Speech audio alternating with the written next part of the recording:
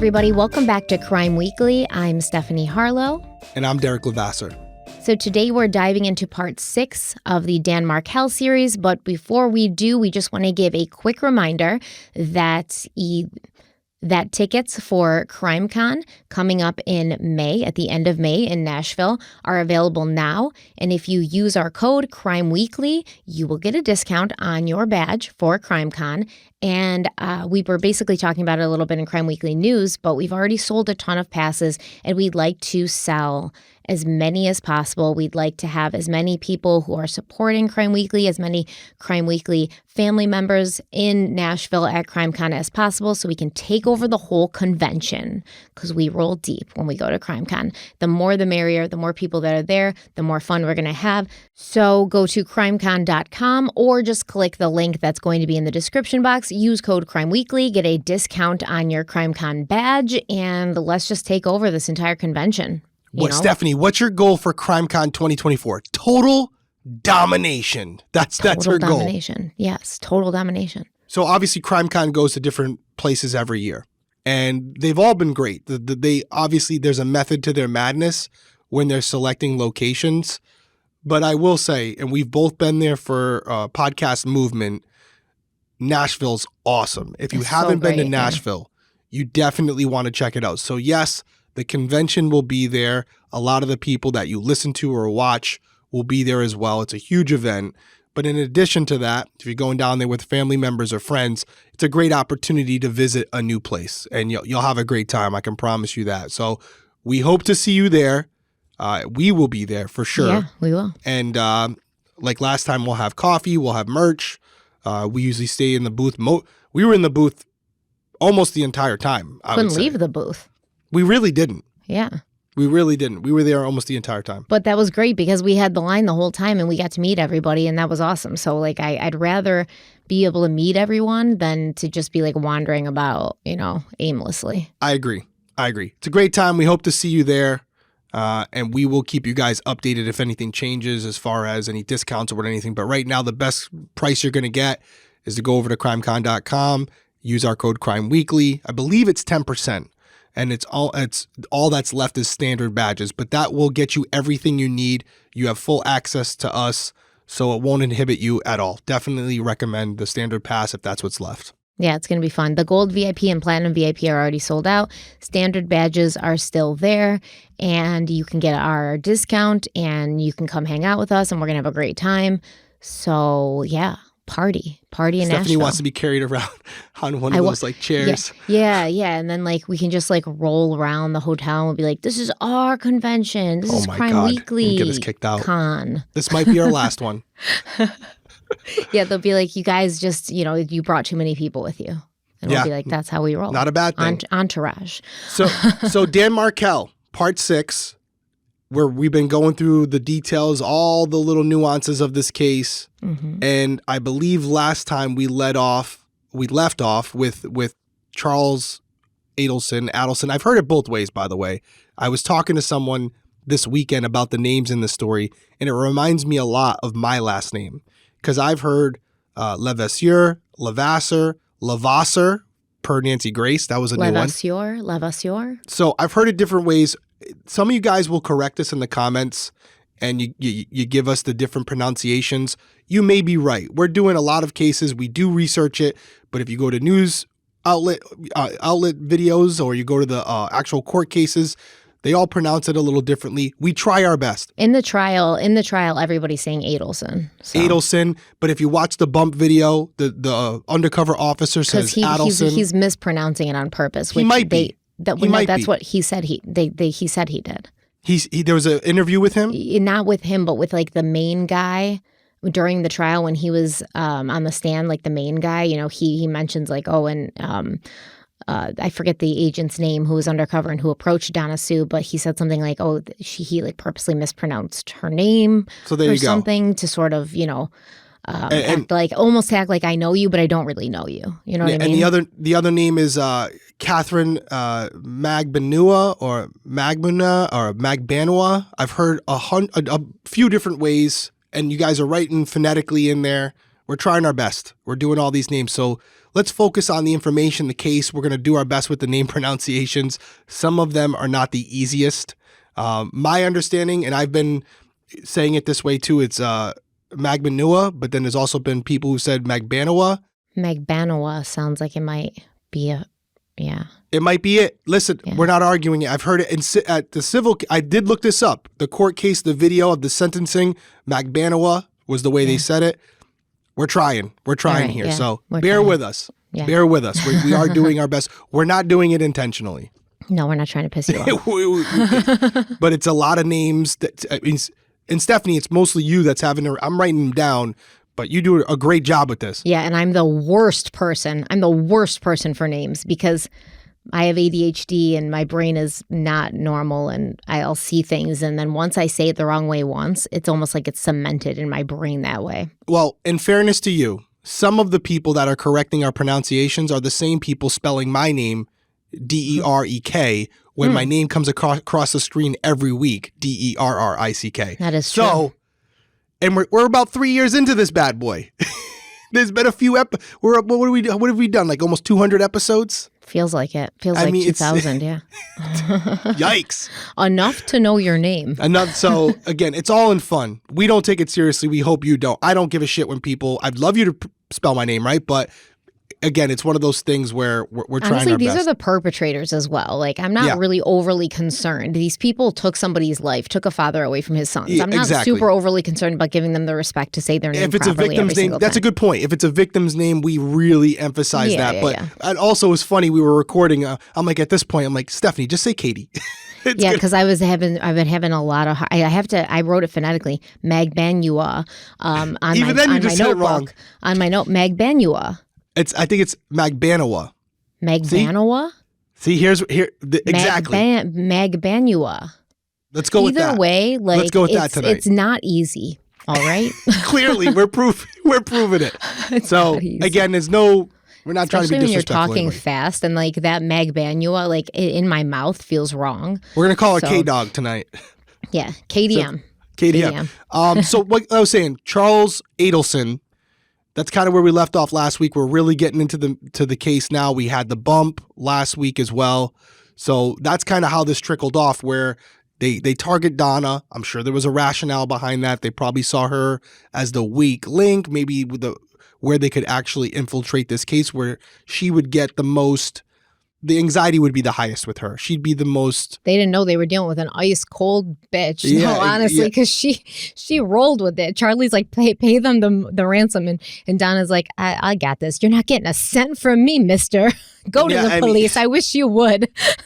The bump operation is, and I think we talked about this last week, but essentially all you're trying to do is elicit a specific response.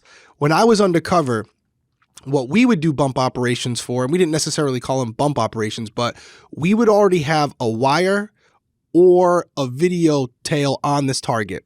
So we might have the target of the investigation. We may know the drug dealer. We may see them make multiple hand-to-hand transactions, but we don't know where they're storing their drugs or the money. And it could be two separate houses. So what I would do, or what another undercover agent would do, we'd infiltrate that group. We'd build a rapport with them.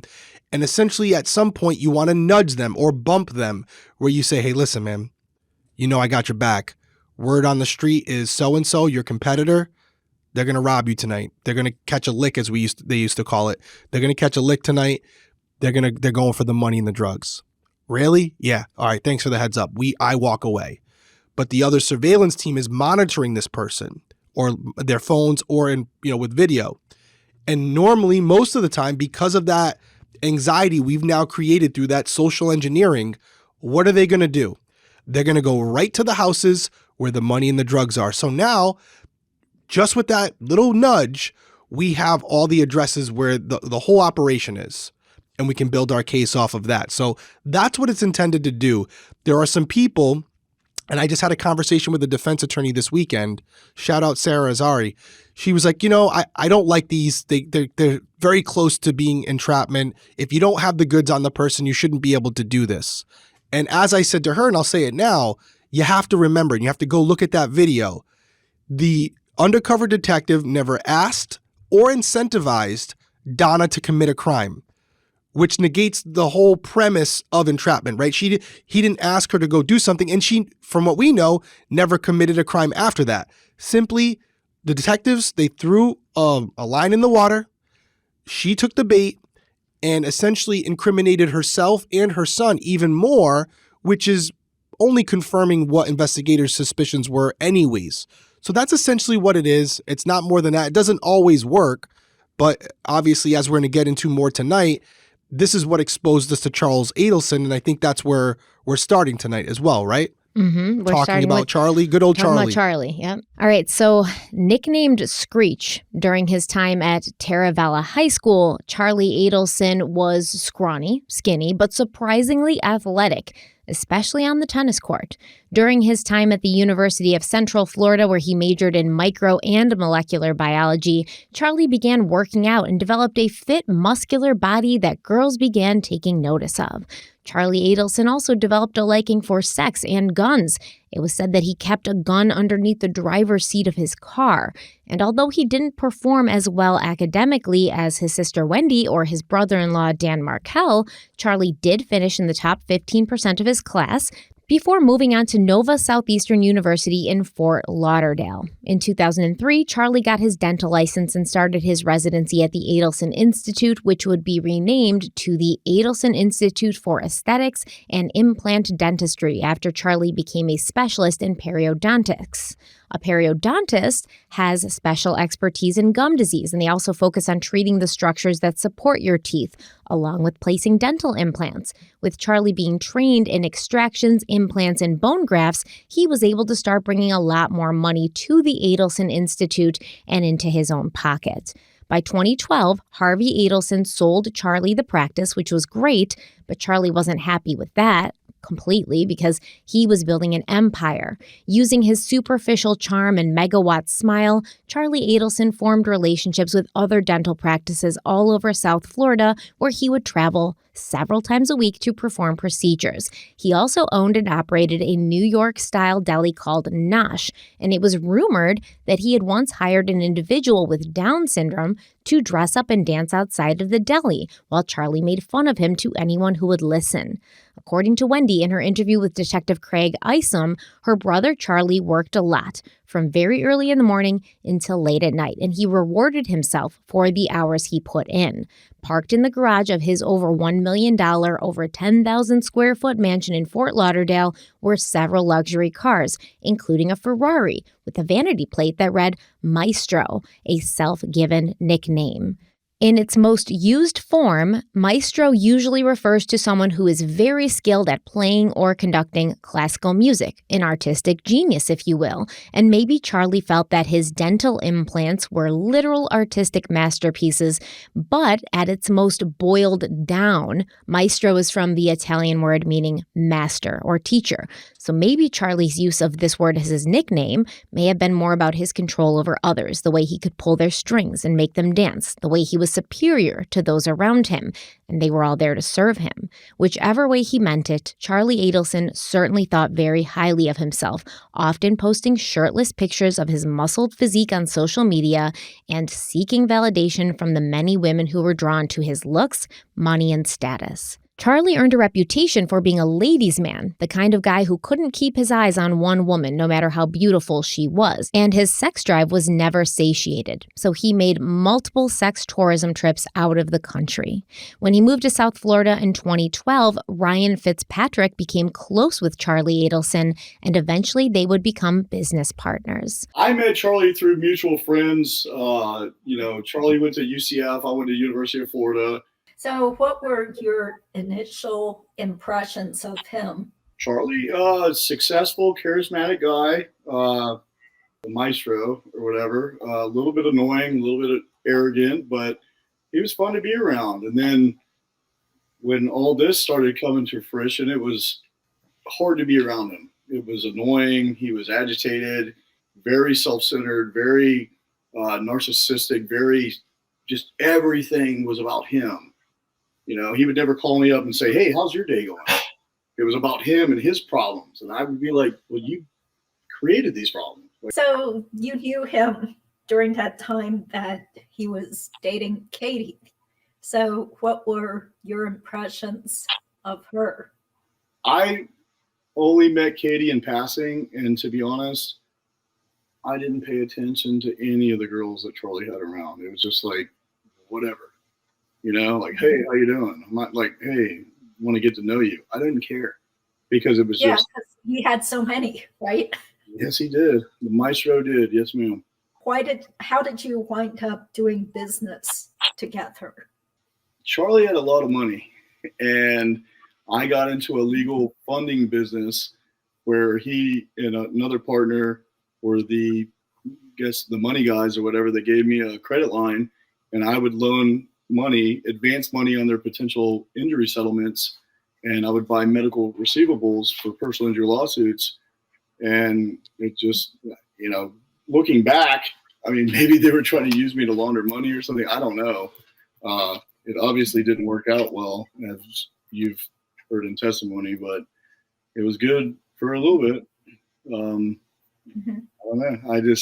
Charlie had more money than you know what to do with. Yeah, hard money lending. Something that's used a lot, but it's not always on the most up and up.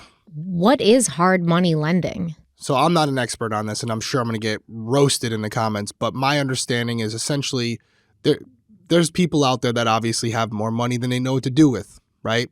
And there'll be a middleman where they may have a client who wants to buy a property. I'm going in the context of real estate from what I understand, where the property they're going to buy, they can't take a loan out on it, so they're going to buy the property through a hard money lender, which is an individual, and this middleman will connect you to their hard money guy, and the hard money lender will come in and buy the property outright. So let's say it's $100,000. They'll pay for it in cash.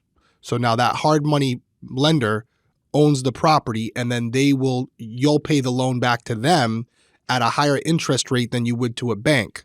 Now, there's not a ton of protections in these. There's not a ton of protections in these situations. There are some. Obviously, there's contracts. The hard money lender can go after them civilly. But from what I have understand, the hard money lenders are usually people you don't want to cross. And so if you are late on a payment or you stop paying at all, they're not necessarily going to go through the court systems, right? There's other ways to incentivize you to pay. Mm-hmm. So it's a dangerous game you could be playing with this type of money. I'm not putting a black cloud over hard money lending, because some people do it. They want to do cash buys, and it's completely legitimate and it's contractually, protected, whatever. But it's a game with it. It's definitely a game, and it's a different system. So I'm making it very simple here what they were doing, but it seems like Charlie was investing or hard money lending out to these other individuals who wanted to buy this medical sales equipment. And again, it's high return. You could be getting charged, 10, 12% to pay the hard money lender back. So it's an opportunity for Charlie to throw in $100,000 and maybe make 120, 130 really fast. Yeah, and we're going to talk more about this next episode, but there was some shady things allegedly happening with some of the Adelson's finances, and we're going to get into that next time. But during this interview that Ryan Fitzpatrick had with the YouTube channel AA Legal Focus, he mentioned how he would always make fun of Charlie for giving him money that was stapled. And Charlie would testify at trial that he'd always been fond of collecting cash since he was a little boy. And he would keep this cash at his home, stapled together in stacks of $1,000. This little idiosyncrasy that Charlie had would come back to bite him when the police arrested Luis Rivera for the murder of Dan Markel and began questioning him. Now, initially, Rivera denied having any involvement in the murder of Dan Markel, only changing his story when he was faced with the ATM photographs showing himself and Sigfredo Garcia in the rented Prius. Luis admitted that he had rented the car, but that he had done this so that he and Garcia could visit the Florida State campus. Yeah, so nobody believed that. Luis Rivera would not give police anything further until he was assigned a court-appointed lawyer who immediately got to work trying to secure his client a deal with law enforcement. The deal that was eventually offered was as follows. Rivera would plead guilty to second-degree murder with a sentence of 19 years, and in return, he would have to tell the police and the prosecutors everything he knew about Dan Markel's death. Since he was already behind bars for other crimes, Luis Rivera would inevitably only serve an additional 6 years for his part in the murder for hire plot. We're going to take our first break. We'll be right back. Go Henry is a debit card and financial learning app for kids ages 6 through 18. It teaches kids and teens how to be independent and smart with money by helping them track their spending, budgets, savings, goals, and more, all with support and guidance from their parents. One of the best things you can do for your kids is to teach them how to manage money, and this should be started when they're little. And that's why I'm so excited to tell you about the sponsor of today's episode, Go Henry by Acorns, the smart debit card and app for kids ages 6 to 18. With Go Henry, kids can learn about money, set spending and saving goals, and even track chores and earn allowance money right within the app. They will learn the value of money by using their Go Henry debit cards, while we as parents can set spend limits and help guide their journey and stay informed every step of the way. I seriously wish that I had this as a kid. I had to learn about money the hard way as an adult. If my parents had set me up with Go Henry as a kid, learning to adult would have been so much easier. Set your kids up for success and get started today at gohenry.com/crime. Terms and conditions apply. Renews from $4.99 per month unless canceled.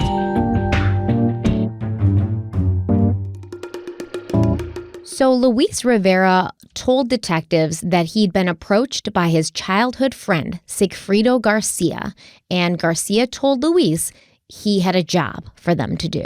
Was there a time when Mr. Garcia approached you about coming to Tallahassee? Yes, ma'am. And when was that? 2014. Okay. Do you know how long before the homicide it was that Mr. Garcia first approached you about coming to Tallahassee? A few months. All right. And what did Mr. Garcia say when he approached you about coming to Tallahassee? He just said, I got a job. He gave me a job I got to go do. He said he had a job? Yes, ma'am. And the job was in Tallahassee? Yes, ma'am. And did he ask you to come with him? Yes, ma'am. Did you ask any questions about what the nature of the job was, why you needed to go all the way to Tallahassee, or anything like that? No, ma'am. Why not? Just as my best friend, and I trust him. So you were automatically in to do whatever it was he wanted you to do? Whatever he wanted to do over the road. All right. Was money discussed as far as how you'd be compensated for this job? Yeah. Tell us about that. He was going to give me some money. He said, take a ride with me over to Tallahassee, and I'll give you some money. Did he say how much? At that moment, yeah, he did. 35. All right. 35 what? 35,000. You were going to get $35,000 for this job? Yes, ma'am. All right. And did you have another conversation in the car on the way to Tallahassee? Yes, ma'am. How many trips did you make to Tallahassee? Like twice. All right. And were both trips with Mr. Garcia? Yes, ma'am. Was anybody else in the car on either of those trips? Not at all. All right. Tell us about the conversation on the way to Tallahassee. Was this the first trip or the second trip? This, the first trip. All right. Tell us about that. We was just taking a ride up there. My concern, I thought we were gonna go rob him. So, Say that again. and my concern, I thought we were gonna go rob him. You thought you were coming to Tallahassee to do a robbery? Yes, ma'am. Did you assume that, or did somebody tell you that? No, I assumed, I'm like, it was his job. All right. So you knew it was a job in Tallahassee, and you assumed it was a robbery. Did you learn something additional about what it was on the way to Tallahassee? Yeah, and the way coming up, like halfway there, he said we're gonna have to, kill the man. For You some said you were kids. going to have to kill the man? Yeah, And what was the second part of what you said? for some kids. For some kids. All right. Anything else?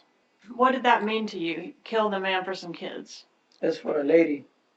I guess the lady wanted her kids back. Luis Rivera asked Sigfrido Garcia who exactly had hired him for this job, and Garcia responded that Katie had told him some lady was paying for the hit. The paper that Garcia showed Rivera was a picture of Dan Markel, along with his name and address, and the first time they drove to Tallahassee, they sat outside of Dan's house and waited for him to leave. When he did leave, the two men followed him in their rented Nissan, but after he dropped his sons off at school, Rivera and Garcia lost Dan's trail. Feeling that the day was a loss, the two men went to their hotel room, got drunk, and smoked weed. The next morning, they once again followed Dan to his son's preschool, but they must have missed him leaving the building and they lost him again. So they went back to the hotel to drink, and this time they did cocaine. The short trip to Tallahassee was expensive. Garcia had been given $5,000 in cash for expenses, and when they headed back to Miami, they only had $600 left.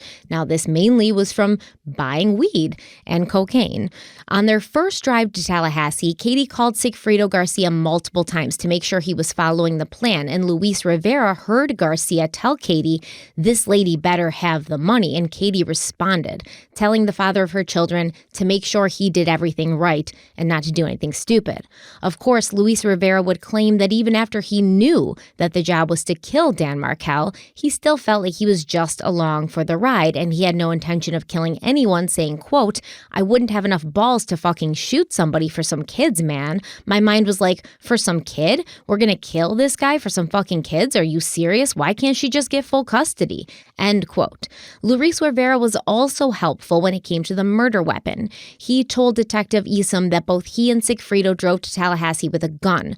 Rivera had a black .38 caliber Smith & Wesson that he'd purchased from someone in his neighborhood for $150, and Garcia had his own personal .38 caliber Taurus, which he wanted to use to kill Dan. They also purchased 12 bullets in Miami, but at the end of the day, they'd lost Dan twice, so they returned home with no plan to go back to Tallahassee. Rivera speculated that the only reason he and Sigfredo returned to follow through with Dan's murder was because Sigfredo was deeply jealous of Katie's relationship with her rich dentist boyfriend, and maybe she had promised the father of her children that if he did this for her, there was a chance they could get back together and be a family again. They returned to Tallahassee on Wednesday, July 16th, 2014, and they returned to Dan's house the following morning. And that's when Luis Rivera claims they saw Wendy Adelson. So we went around the house, we came back around, and we seen a lady walking through. Mm-hmm. Where was the lady? She was towards my right-hand side, towards his house. Towards whose house? Towards Markel's house? Mm-hmm. Okay. Was she in the street, on the sidewalk, or something else? Okay. Did she have children with her? Yes, ma'am, two. All right. What happened when you saw this lady? Did she see you? Yeah, she looked out of the car. I was driving, and as I looked in my rear mirror, I seen her looking. Mm-hmm. So What happened next? I asked Garcia, what's up with this lady? Why she looking at the car? Yeah, that's that lady with the kids, man. So you asked Garcia, "Hey, who's this lady that's looking at the car?" Yes, ma'am. And he said, "That's the lady with the kids." Yes, ma'am. What did you take that to mean? That's the lady that wanted the kids. The lady that wanted you to do this job? Yes, ma'am. All right. And were you worried about seeing her there? Yes, ma'am. Were you worried about her seeing you there? Of course. What did you do once you see this lady and Garcia tells you that's the lady that wants this job done? We drove off. We left. Did Garcia make a phone call about seeing the lady? Well, I'm looking to the rear mirror, and I seen her making a phone call. I seen Okay. her get on the phone. The lady that you saw on the sidewalk? Yes, ma'am. Okay. And then y'all drove off? We drove off. Okay. And did Mr. Garcia, after seeing that and driving off, did he make any phone calls? After we done bent like the corner, he got on the phone. All right. And who did he get on the phone with? I believe he got on the phone with Katie. How do you know it was Katie he got on the phone with? Because she, like, the way he was talking, it's only her. He only talks to her. All right. And what do you mean the way he was talking? How are you able to tell? Like, when he spoke to her, she like, y'all get out of there. The lady just seen y'all. All right. And so y'all were worried about this lady having seen you? I was worried. You were? Yes, ma'am. Now, when Rivera had spoken to police years before this, when he was first questioned about his part in Dan Markel's murder, he had some additional details about this alleged Wendy Adelson sighting.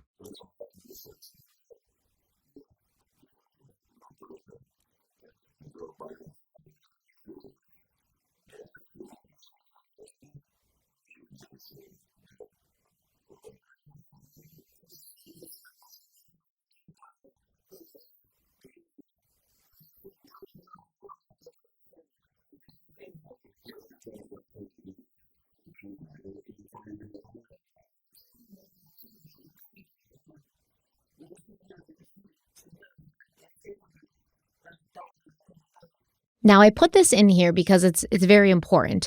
I don't want to seem biased. I don't want to just put in the stuff that makes it look like all of these people are guilty.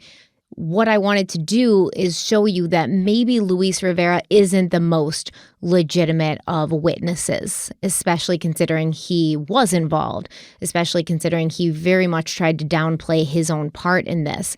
And I do think that this entire story about seeing Wendy Adelson at Dan Markel's house when they were, stalking him and kind of casing the place is totally made up.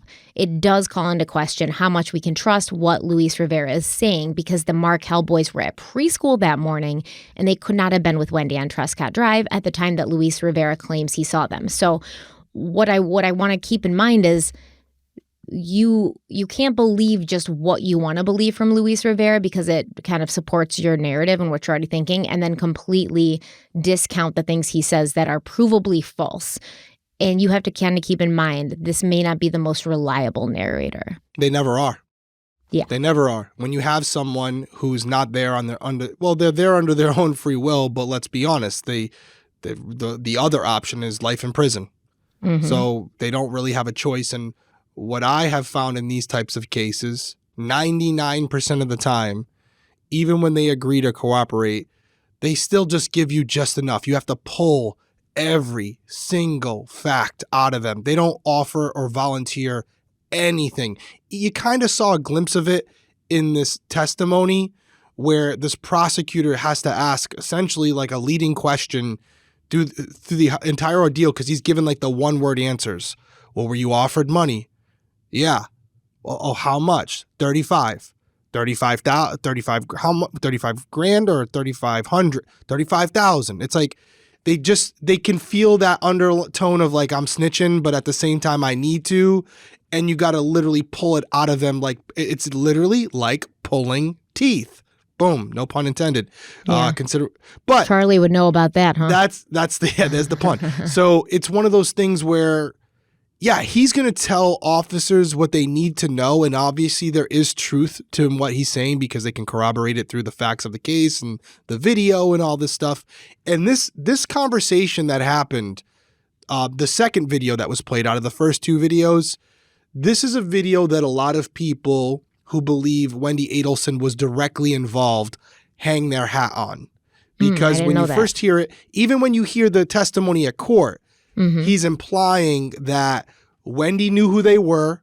And she was making sure they were doing the job, yeah. She knew why they were there. And even in that last clip, it was almost like Wendy had called Katie, and then Katie talked to Sigfredo Garcia and was like, hey, she saw you, get out of there. There could be, like you said, we've already disproven his exact remembrance of what happened that day the kids were at school.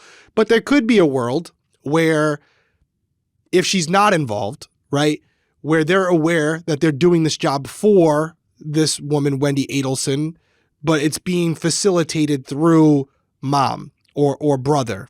And it's not necessarily at Wendy's direction, even though the whole thing is for Wendy and her kids. And I will say that the fact that when they saw her, they got scared that she would see them, that a little bit contradicts the idea that she's in on it. Like, what would they be afraid of her seeing them? Because she knows they're coming. She's expecting them. So the fact that they want to get out of there before being seen by her could suggest that maybe they know who they're there for, but not necessarily who they're working for. Just the other side of the coin. Yeah, and I mean, I think that I didn't know that people hung their hat on this, but if you had just watched this, yeah, some people say, Wendy knew they were working for Wendy, not Donna. Yeah, if you just saw it and you didn't actually do the research, they tried to avoid even talking about this, the prosecutors, during the trial because they knew he had made it up, and they knew that the defense is already going to look for a reason of why Luis Rivera can't be trusted because he's their guy. That he's the prosecution's guy. He's the key breaking witness. It all open. Yeah. Yep. And he gets a sweet deal. You took part in a murder and you're only serving 6 additional years in prison. And so they're going to keep trying to focus on this. Now, like you said, there's a lot of things that Luis Rivera did cop to where they can verify this through timelines, through having, the Cell phone ATM records. photos, cell phone records. They can Yep, verify, absolutely. Sigfrido then called Katie after we left. They can verify that. Yep. But the things that they can't verify, they're not going to focus on, which is fine because what they could verify was enough to prove that both Sigfrido Garcia and Luis Rivera were present at the time of Dan Markel's murder. And let's not skate over what you said too, because it all is very important. This entire event for Luis Rivera was kind of a vacation. He's out there drinking, smoking, doing getting coke. high on cocaine, all on someone else's dime. Mm-hmm. So more than likely, 80% of the time that he was in Tallahassee, he don't even remember half of it because he was so out of it. 100%. Well, So that's he also was an talking, element we have to consider. He was talking a lot about Sigfrido, right? And how Sigfrido's always drunk. Sigfrido's always high. And he was actually getting agitated at some point. So I feel like it's true because he showed some emotion. He's like, every time, man, I turn around, this guy's like drunk. And I'm like, what are we doing here? Why are you drunk again? And he's getting like kind of agitated. So yeah, they definitely weren't in the most Best mind coherent, state. the most Yeah. coherent mind state. But Luis Rivera was able to fill in the blanks for detectives about the last moments of Dan Markel's life. On the way to the murder, I see only your car, the Prius, turning onto Benton Road. I do not see Mr. Markel's. Why is that? We went the other. He went one way and went the other way. And what do you mean by that? He turned before you or after you? He turned before me. Okay, so he turned to get to his house another way, and you turned on Benton. Yes, the corner of his house. Okay, that corner right there by the park? Yes, ma'am. All right, and so when you were approaching Mr. Markel's residence, was he coming from the other direction? Yes, ma'am. What happened once the two of y'all were headed toward each other? He pulled in, and I pulled right behind him. How close did you get up behind him? Very close. All right. And what was Mr. Markel doing when you pulled up behind him? He was on the phone. All right, still seated in the driver's seat of his vehicle? Yes, ma'am. And what happened once you pulled into his driveway? As soon as I pulled in, Garcia jumped off. Jumped out of the car and went around. Not around, but in front of the car. Mm-hmm. Right behind his car and in front of the car I was driving. Went to the driver's side and shot him. He shot Mr. Markel? Yes, ma'am. How many times? Twice. Did you actually see Mr. Garcia shoot Mr. Markel? Of course. Were the shots close together? Yes, ma'am. On their way back to Miami, Rivera pulled off the highway onto a bridge and Garcia threw the murder weapon into the water below. Then they called Katie Magbanua and told her the job was done. The following day, Luis Rivera traveled to the home of his then-girlfriend, Jessica, where he says Katie and Sigfrido were waiting with a bag of money. All right, and tell us about the money. How was it packaged? It was in a brown bag, Like a brown paper bag or a plastic? a brown paper bag. All right, and what about inside the brown paper bag? It was like a little clear plastic, a plastic bag inside of it as well. All right, and what was inside the clear plastic bag? Money, all hundreds. All hundreds? Yes, ma'am. And did you count the money? No, How do you know how much was there? because I trust him. All right, so you were told it was $35,000. Yes, ma'am. And did it seem like about that much to you? Yes, ma'am. And you said it was all hundreds. Were they separated at all into stacks? They were stapled, Stapled. $1,000 staple each one of them. So stacks of hundreds stapled together with like a stapler? Yeah, with a stapler. Not all of them together, but $1,000 each was stapled. Okay. So you had a bunch of stacks of $100 bills that were stapled into stacks of 1,000. Yes, ma'am. But there was something else significant about this money, and we'll hear about what that was from Katie Magbanua, who would testify that she had received an envelope of information about Dan Markel from Charlie Adelson, and when Dan was dead, she picked up the money from Charlie as well. Luis Rivera said there was a paper that Sigfrido had when they came to do the murder. Do you know anything about that paper? No, ma'am, I don't. All right. Did you provide a paper to Sigfrido Garcia? Yes, I did. All right. And when you say you don't know anything about it, but you gave it to him, you obviously know something about it, right? Yes, ma'am. Tell us how you came into possession of this paper that the killers had. Okay. One day, just a random night that I was over at Charlie's house, he had a manila envelope that was sealed, He told me, Katie, do not open it. Do not touch it. Do not look inside it. I didn't print this paper out from my office, printed it probably from another office, and basically give that paper to the other person. All right. And who is saying this? This was Charlie. All right. This defendant. Yes, ma'am. So he says to you, I have this paper. How does he give it to you? I had a diaper bag, so he showed me the envelope, and I was like, just put it in there. Did he express any concerns about fingerprints being on the envelope or the contents? Yes, ma'am. He said he wore a glove so that there's no fingerprints on it. He was very specific about me not opening it and not looking inside it. And he also told me that he didn't print it from his office. All right. And what about licking the envelope? And that he didn't lick the envelope. He said he did not lick the envelope? He did not lick that. And what was the purpose of that? Yes, his DNA. How was the money packaged when you got it? It was in a plastic. The money was in a plastic bag, like a Ziploc bag, that was inside a brown bag, and then like a grocery bag over it. And was the money stapled? Yes, ma'am, it was. Can you explain how it was stapled? Like what size bills and what increments were stapled together? I believe it was stapled in, I never counted it, but it was like in a stack and it was stapled in the corner. Right. Were they $100 bills or something else? They were $100 bills, and there was some 20s and 50s. Okay.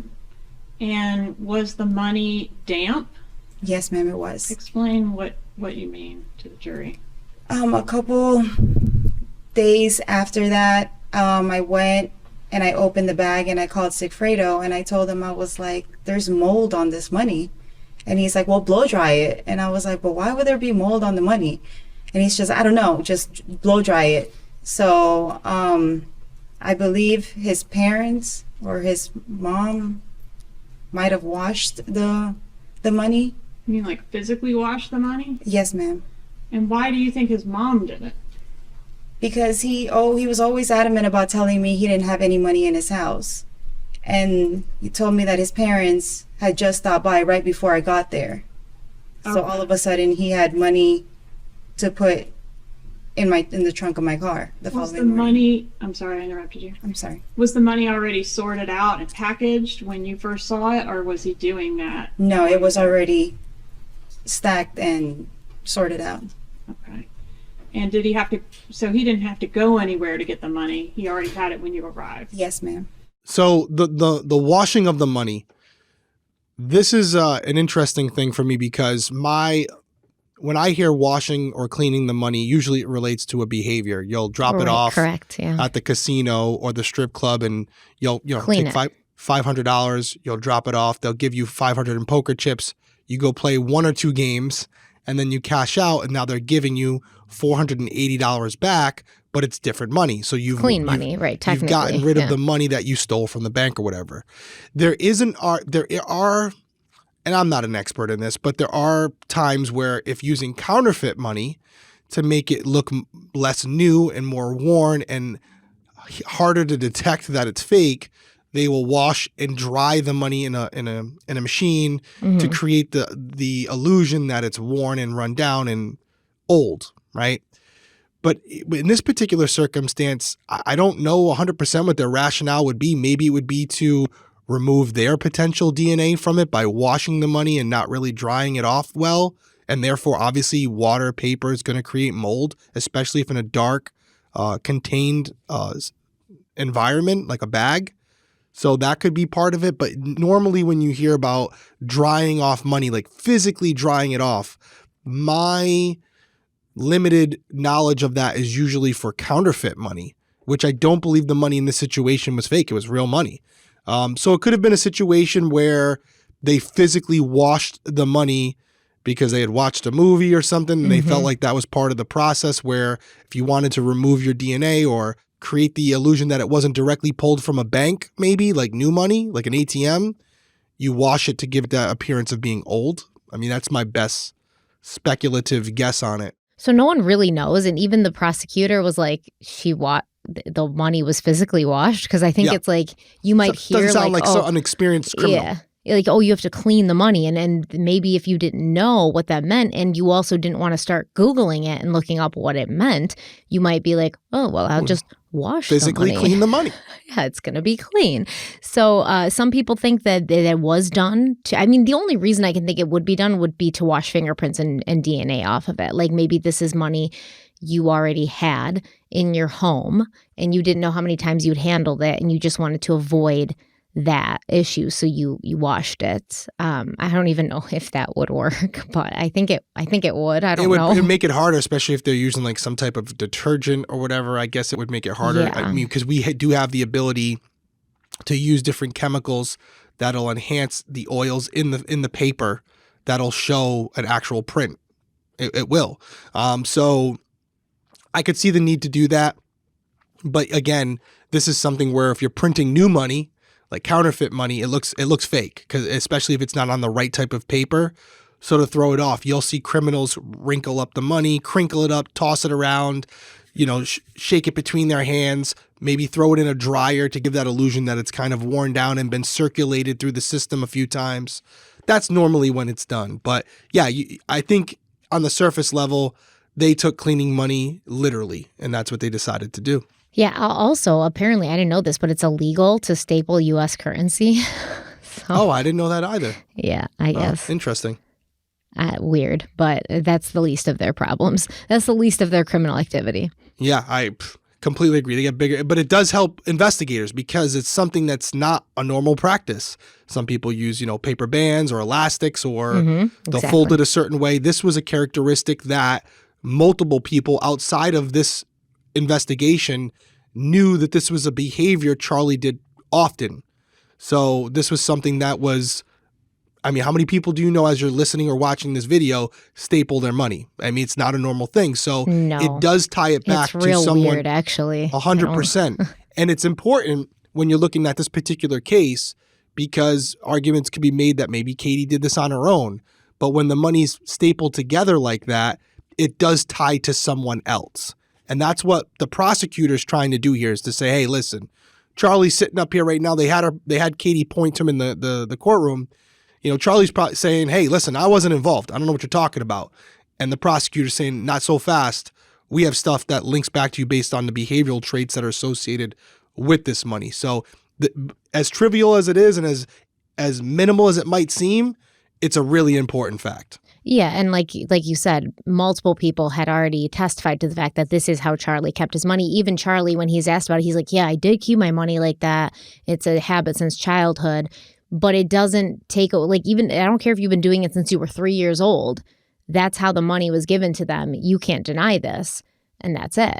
So that's going to tie right to him. And that's why when he goes to trial, he's going to have a defense, which we're going to talk about, of how this had nothing to do with him. Yes, it was his money, but he didn't willingly give it. Yep. Before we continue on, though, let's take a quick break. We'll be right back. With HelloFresh, you get farm-fresh, pre-portioned ingredients and seasonal recipes delivered right to your doorstep. You can skip trips to the grocery store and count on HelloFresh to make home cooking easy, fun, and affordable. That's why it's America's #1 meal kit. Each HelloFresh box is packed with farm-fresh ingredients, and everything arrives pre-portioned right to your doorstep for less hassle and less wasted food. That is why I love HelloFresh so much, because not only do they give you exactly what you need for each recipe, which means you're not wasting any food, you're not buying things in bulk and then, having it go bad, but I love that they send you a recipe card that has step-by-step instructions on how to prepare these meals and pictures included, so it's literally impossible to mess up. And this time of year, everyone is looking to revamp their eating habits and get back on track, so you can look to HelloFresh's wholesome, health-forward options like over 30 calorie smart and protein smart recipes each week. HelloFresh is going to help you ditch your meal planning blues and the grocery store run with quick, convenient recipes delivered right to you. Just choose your meals and select your delivery date. HelloFresh handles the meal planning and shopping, so all you have to do is open your weekly box of fresh, pre-portioned ingredients and step-by-step recipes to get cooking. We love HelloFresh here. I think that the best part about HelloFresh is how easy it is to make, so you can include the whole family. The kids can help. Like I said, step-by-step instructions, impossible to mess up, and the kids are going to to really want to eat what you've made if they have a part in preparing it. And every single HelloFresh recipe that we've ever had is just delicious. It's never a disappointment. It never tastes bad. It tastes like restaurant quality meals that you cooked yourself. Yeah, and you feel good about it. You have pride in what you created because you made something delicious with your own hands. So HelloFresh is great. They also are offering something very cool right now. They're giving all subscribers free breakfast for life. That means you'll enjoy a totally free breakfast item with every single HelloFresh delivery. And I think that's pretty awesome. That's sweet. So we love HelloFresh. Derek's going to tell you how you can get started and check it out for yourself. Yeah, just go to HelloFresh.com/crimeweeklyfree and use our code CrimeWeeklyFree for free breakfast for life. That's one breakfast item per box while your subscription is active. Once again, that's free breakfast for life at HelloFresh.com/crimeweeklyfree with our code CrimeWeeklyFree. Go check them out. HelloFresh, America's #1 meal kit.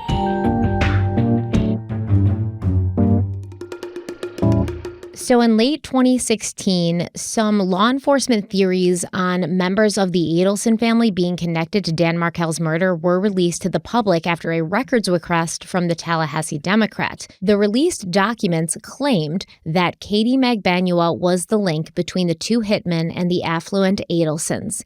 The documents also outlined evidence we've already gone over: wiretapped phone calls between Charlie and his mother and Katie, checks signed by Donna Adelson paid out to Katie, even though she was not an actual employee at the Adelson Institute. And of course, the motive was also there for everyone to see. The documents maintained that Wendy Adelson's family had tried to convince her to pay her ex-husband $1 million so that she could take her two sons out of Tallahassee and relocate with them to the South Florida area. When that didn't work, the Adelsons began looking into hiring a hitman, and Charlie arranged it through his then-girlfriend, Katie Magbanua. The Tallahassee Police Department was certain that they were on the right track and that one or more of the Adelsons were involved in this plot. However, State's Attorney Willie Meggs publicly put himself in opposition to the police, calling their theories speculation and refusing to issue an arrest warrant for Charlie Adelson or Katie Magbanua. He said, quote, "My opinion after reading these documents is there is no probable cause here to make an arrest. We kind of believe they were involved, according to the police, but what we believe and what we think doesn't count. What evidence do we have? When you read this stuff, you say these people have him killed. I don't read it like that. How do we prove this?" End quote. The Adelson family rejoiced, and Charlie's lawyer put out a statement kissing Willie Meggs' ass, saying, quote, "Mr. Meggs has spent the past 40 years as a prosecutor with 30 years as state's attorney, and before that he was a decorated police officer. He is one of the most experienced state's attorneys in the nation, and he knows probable cause when he sees it. We are thankful that he faithfully and honorably fulfilled his duties and did not approve the document, which amounted to no more than simple speculation after a truly exhaustive investigation." End quote. But that was before Luis Rivera pleaded guilty and implicated Katie as being the go-between in this whole murder plot.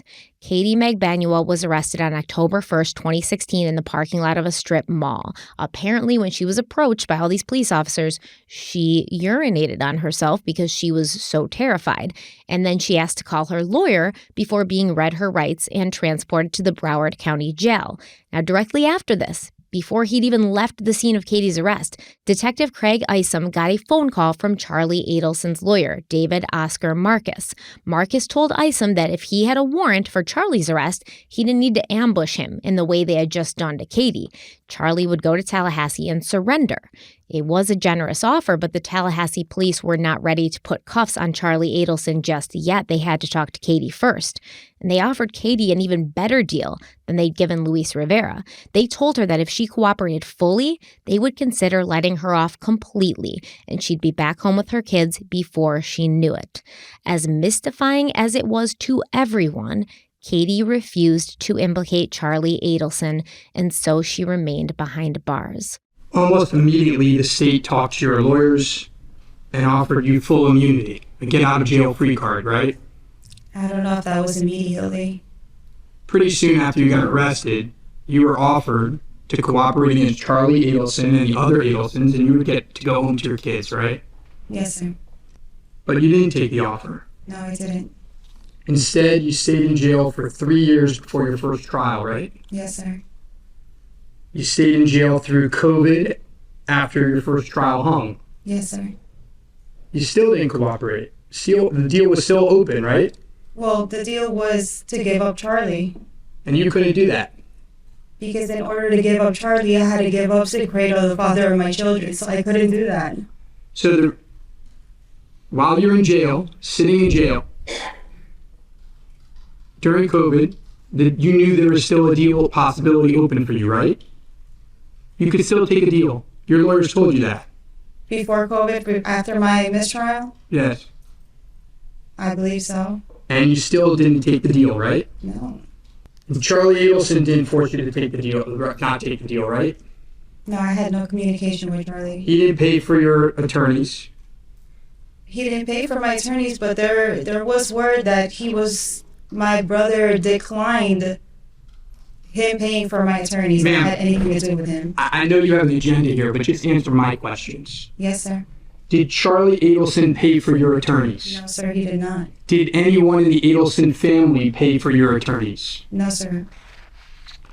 Did anyone in the Adelson family pay any money to your kids? No, sir.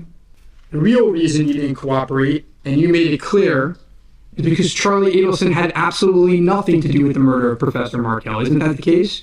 I didn't cooperate because in order to give up Charlie, I'd have to give up Sigfredo. Yeah, so obviously this video is Charlie's attorney, and he's throwing a couple jabs in there. You know, you have an agenda, all these things, and it's pretty self-explanatory. He's trying to show her, like, you can't give up someone if you don't have the goods on them. That's what he's trying to say here. You didn't give up Charlie because he wasn't involved. You couldn't give law enforcement what they wanted, even though they offered you the son. They offered you everything.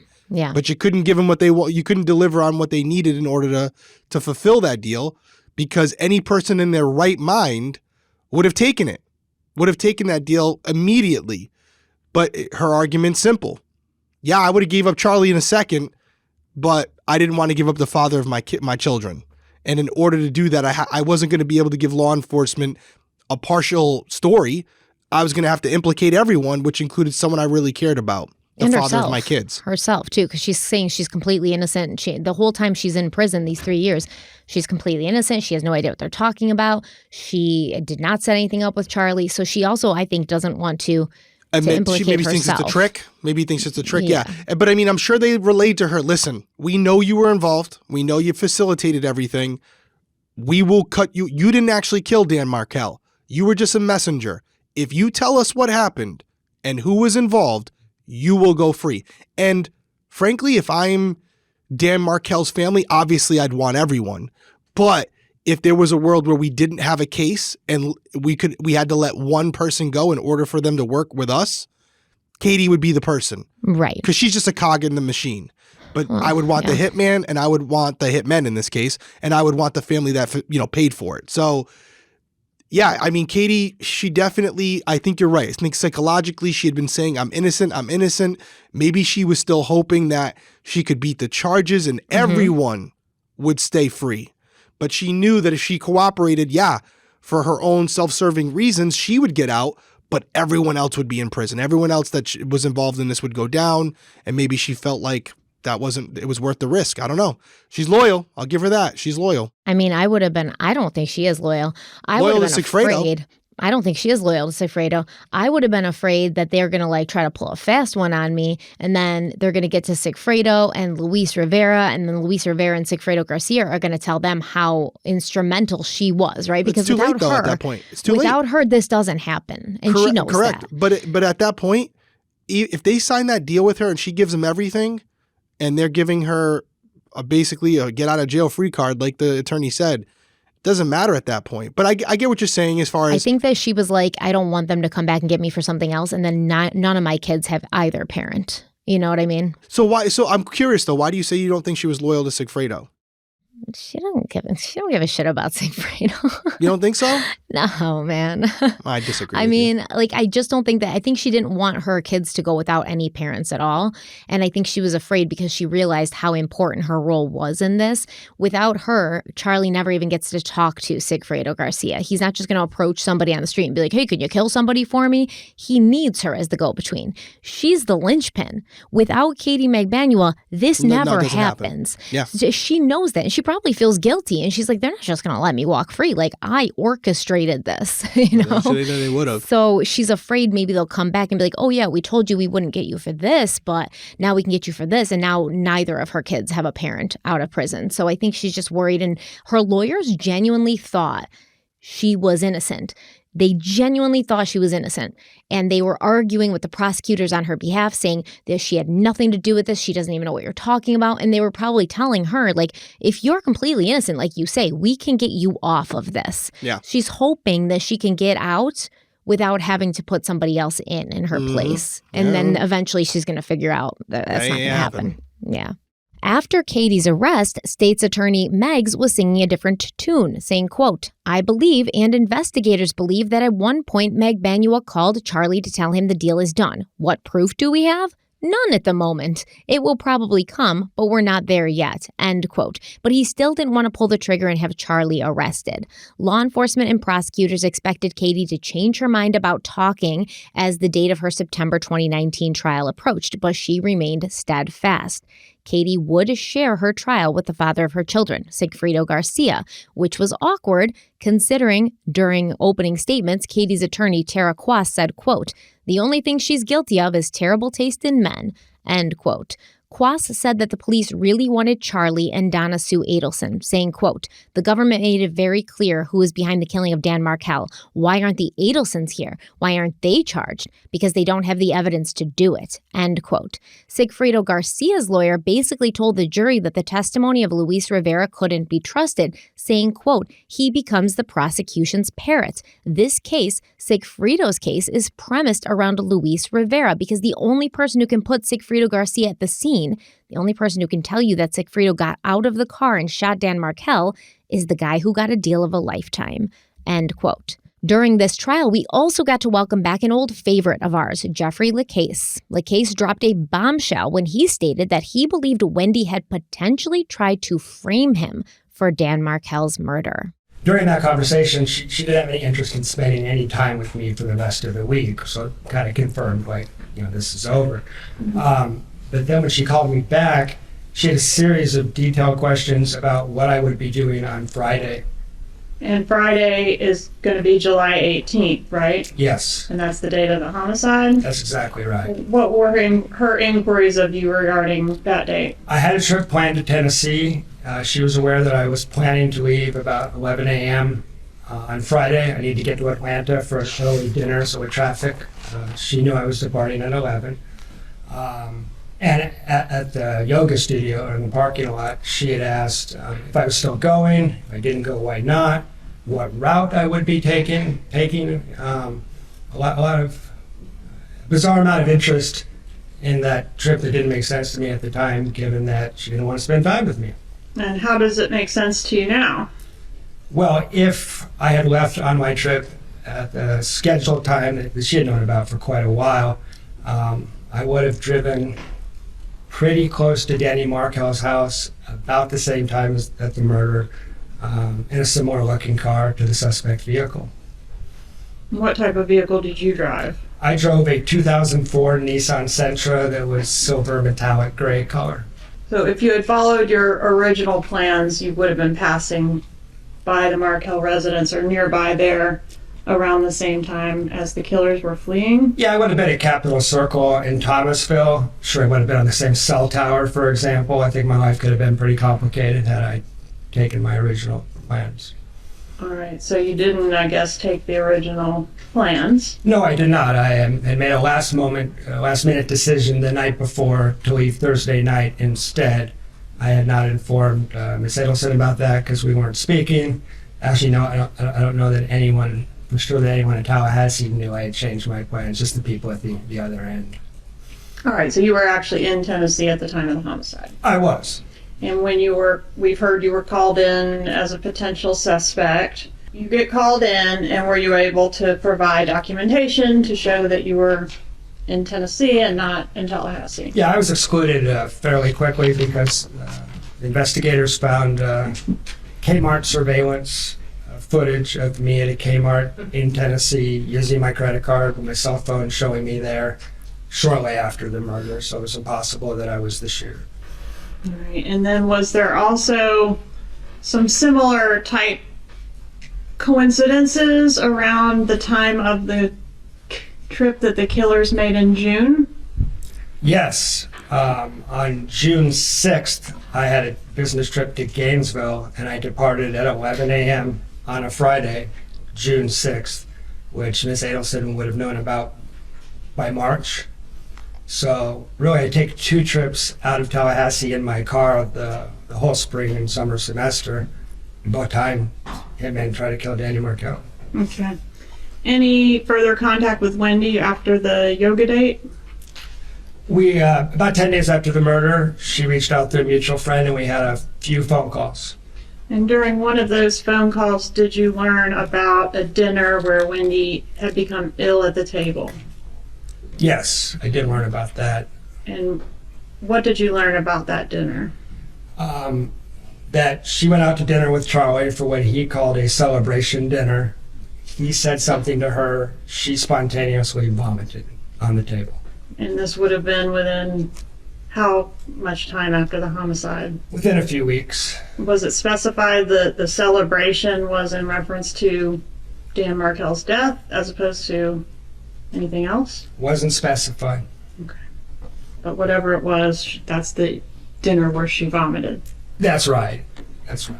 So first of all, this is a couple weeks after Dan Markel died that Wendy and Charlie had a celebratory dinner. Now, Jeff says it wasn't specified that it was because of Dan being dead, but I mean, it's inferred. What is there to celebrate when your ex-husband and the father of your children has just been murdered? What are you exactly celebrating? So it's interesting because if it's a celebratory dinner, then Wendy would have been aware of it and she probably wouldn't have thrown up in that moment because she would have known what they were going there for. It sounds almost like, if this is all true, right, that she was surprised by what Charlie said. Is that, that would maybe that the nervous reaction to it?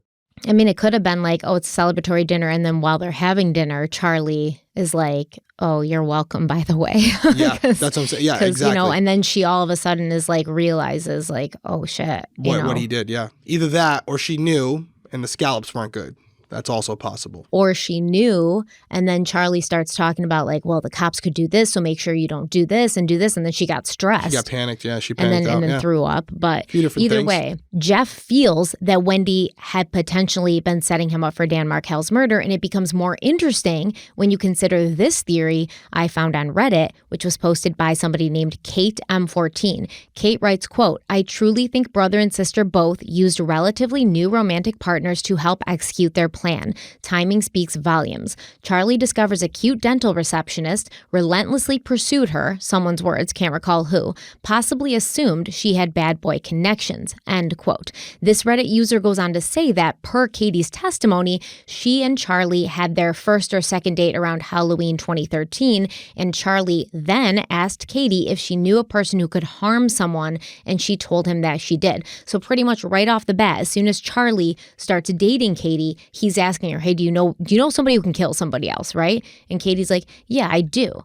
Charlie and Katie then dated for months. He bought her things. He took her on expensive vacations, all the while he was telling her about what was happening between his sister and her husband during their horrible divorce. Katie testified that Charlie told her his mother wasn't sleeping or eating because of all the stress. And he told her how they had tried to offer Dan $1 million to go away so that Wendy could move with the kids. Katie said, quote, he painted this picture that this was a terrible man and was making his family go through a lot custody-wise with his sister, end quote. Let's go back to that Reddit thread where KM14 lays out why they believe Wendy selected Jeff to be her fall guy. She forced Jeff to watch How to Train Your Dragon 2 on that broken television so that he would be able to confirm that her TV was broken and in need of repair, which would give her that alibi of the Geek Squad guy at her house that morning. She shows up at a coffee shop that she knew Jeff went to a lot. So Jeff went to this coffee shop that she shows up to with this other man all the time. He was a regular there. So she goes there specifically so that Jeff will see her. And it's possible that Wendy wanted to create this jealous tension and maybe have Jeff confront her in public so there would be witnesses that he has this tendency to like fly into a jealous rage. So when her ex-husband turns up dead, Well, Jeff has a temper. Jeff doesn't want Wendy talking to other men. He hates Dan Markel because Wendy hates Dan Markel. Wendy knew Jeff was going to be driving to Tennessee at almost the exact time Dan Markel's murder was supposed to go down, and she made sure to clarify with him the details of when he would be leaving and which route he would be taking. This is Jeff Lacasse saying this stuff. This isn't the police, isn't the prosecution. This is Jeff putting things together in the aftermath. And then during that exchange outside the yoga studio, Wendy seems fine, but then after they leave, she goes home and sends Jeff an email asking for him to not contact her for a week so that she would have further evidence and a paper trail that he was jealous and that she was potentially scared of him. This is a lot of stuff that's kind of gelling together. And there's some who wonder if Wendy was even dating Jeff, even though she had no plans to settle down with him or marry him, simply so that she could continue filling his head with so many negative things about Dan Markel that he would eventually go after Dan himself for her. So maybe she was trying to create this rivalry between the two men to the point where, because she knew, that Jeff was completely obsessed with her. Wendy knew she was able to cast a spell on men. She even bragged to Jeff about it. She knew Jeff was completely infatuated with her. And Jeff said that all they ever talked about was Dan and how horrible he was, and Wendy would flinch if Jeff raised his voice, and he started to wonder if she'd been physically abused by Dan, and he began to hate Dan just as much as Wendy and her family did, until he started to talk to other people outside of the Adelsons and realized, hey, this Dan Markel guy is not really that bad of a guy, but Wendy made him seem terrible, right? So either Wendy's trying to set him up for the murder, or she's trying to cause enough anger in him because he's so in love with her that he would want to do anything for her, including taking the person who was causing her so much stress and anxiety out of her life. And if Jeff Lacasse had been a different person, less emotionally intelligent, less controlled, he may have attempted to hurt Dan so that Wendy could feel safe, especially if he felt that, once the stress of the divorce and custody battle was removed, Wendy might feel more amenable to making a real commitment to him and they could live happily ever after. It is an interesting theory and certainly something to consider for people who think that Wendy was involved. It absolutely is. And shout out to KM14, have a day, Reddit user on Crime Weekly. I think that's a first for us where maybe you've done it before. I've done it before. Sometimes these Reddit users, man, they come up with some good stuff and I'm like, damn. When this gets back to her, she's going to be like, hey, you're on Crime Weekly. She's going to be like, what? Yeah, with this great theory. And it does line up a lot of the facts. Now, could be a situation where, again, revisionist history, you're able to take what you know and make it fit a narrative. But I don't see it that way. And KM14, here we go, citing her again, has no skin in the game. She's just being a good detective, looking at the facts of the case as she knows them and kind of filling in the blanks, and the puzzle pieces work. They work. And I think that the theory she laid out is a very plausible scenario where they were looking for fall guys, especially when you tie this in with what Jeff said at trial. We just listened to that video. It seems awful convenient. And the behavior which she displayed, as Jeff said, was very bizarre. It was an unusual interest in something that really was trivial, didn't really matter. But at this particular point, it did. And if we go back, I believe it was last episode or even the episode before, tying it back to that interaction on the couch where there's a perfectly good TV in the other room, but it didn't make so much sense then, but she's insisting that they watch this video on this broken television screen. And we didn't really go any further than that with it in that episode, but here, bringing it back, now you hear that fact again and you go, wow, actually, that makes a lot of sense. So again, shout out to Kate M14 coming from the rafters with the Reddit post. Yeah, and I mean, basically, the whole thing is bizarre, right? So she goes to South Florida. Wendy goes to South Florida. Her and Jeff aren't in a ton of communication. They're kind of arguing. She comes back from South Florida, and all of a sudden she wants to have a date. She wants to meet up with him. They have a fine date, and then they're leaving each other at the yoga studio, blah, blah, blah. She's like, hey, you still going on your trip to Tennessee, blah, blah, blah. And then when she gets home, she sends him an email being like, don't contact me for a week. And that just so happened to be the week that Dan Markel's murdered. So she can now say oh, I don't know, Jeff, he was probably so mad because I said, don't contact me. And he had to lash out at somebody. But she still wants to make sure, you still going to Tennessee on this day? Or are you still going to be taking this route that's going to bring you by Dan Markel's house? She's checking in on things. something. So it's suspicious. Like, why would she care so much? And I cannot seem to fathom why Wendy would care so much about Jeff's trip to Tennessee, because I really don't think she really cared about Jeff all that much. Like, she clearly didn't want to be in a serious relationship with him. She was seeing other people. Why all of these things are happening, it's either she just has no self-awareness and she uses people, or there's a purpose for everything. And trying to figure out which one is which is not going to be easy, but either way, Jeff thought she could potentially be setting him up for this murder. And so we really need to take that into consideration. Absolutely. Let's take our last break and we'll be right back. Most of you have probably heard me sing the praises of Prose and their truly custom made-to-order hair care. Switching to a custom routine from Prose was one of the best things I've done for my hair, and the results I'm seeing just keep getting better and better. My hair's always been really long and thick, but it goes through phases where it just becomes unmanageable. I don't know if it's the weather, I don't know if it's what I'm eating, I don't know if it's hormones or stress or whatever, but there was always certain times when my hair, I just wouldn't have a good hair day no matter what I did. But with Prose, I've noticed a huge difference, mostly in the texture of my hair. It's shinier, it's smoother, it's less frizzy, it's more manageable. It just seems to do what I want more often than not. And Prose knows that there's more to you than just your hair type. Prose has given over 1 million consultations with their in-depth hair quiz, which is exactly how I got started and how you'll get started too. And remember, I said I wasn't sure what was causing issues with my hair, whether it was the weather or stress or my diet or hormones or whatever.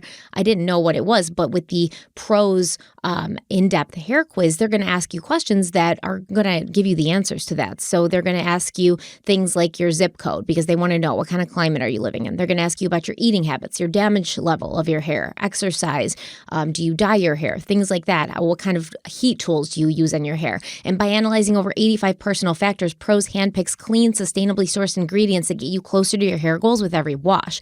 One of my favorite features is Prose's Review and Refine tool, and this is going to let you tweak your formula for any reason. Let's say you change your hair color, so you bleached your hair, or you're moving from New York to Florida, so you're moving to a more humid climate. Even if you change your diet, you go vegan all of a sudden, that's going to allow you to sort of tweak your formula so that you're getting a formula that really is satisfying all your hair needs based on where you're at in your life. And as a carbon neutral certified B Corp, Prose is an industry leader in clean and responsible beauty. All their ingredients are sustainably sourced, ethically gathered, and cruelty-free. They're also the first custom beauty brand to go carbon neutral. And the best part is, if you're not 100% positive that Prose is the best hair care you've ever had, they'll take the products back, no questions asked. So there's really nothing to risk and nothing to lose here.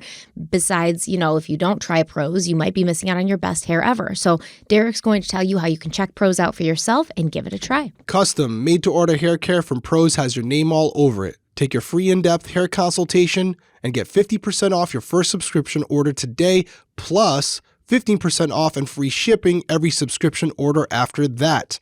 Just go to prose.com/crimeweekly. That's prose.com/crimeweekly for your free in-depth hair consultation and 50% off your first subscription order. Check them out.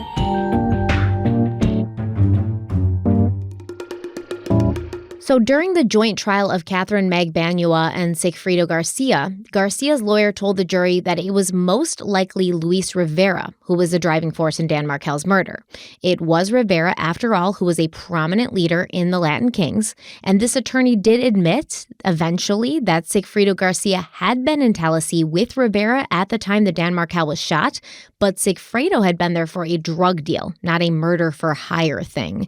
It was not Sigfrido who had shot Dan. It was Luis Rivera, the person who also most likely was selling Charlie Adelson drugs, which is how they knew each other, right? So Sigfrido's attorney is trying to cut Sigfrido out of this altogether. Charlie Adelson contacted Luis Garcia because he knew him, because Luis Garcia sold Charlie drugs that Charlie would then sell to other people. And so there's no Sigfrido Garcia, there's no Katie Magbanua. It's only Luis and Charlie, and they're trying to kind of cancel Sigfrido out altogether. Now, the state would bring in a forensic specialist with the Florida Department of Law Enforcement. His name was Robert Sean Yao, and Yao testified that based on the downward trajectory of the bullets, he believed that the person who had shot Dan Markel was at least 6 feet tall, like Sigfredo Garcia, who was 6'1", I believe, whereas Luis Rivera was only 5'4". So they kind of used these ballistics to show, yes, both Garcia and Rivera were there, but Garcia is over 6 feet tall. Luis Rivera's short and therefore could not have been the person who shot this gun based on the trajectory of the bullets.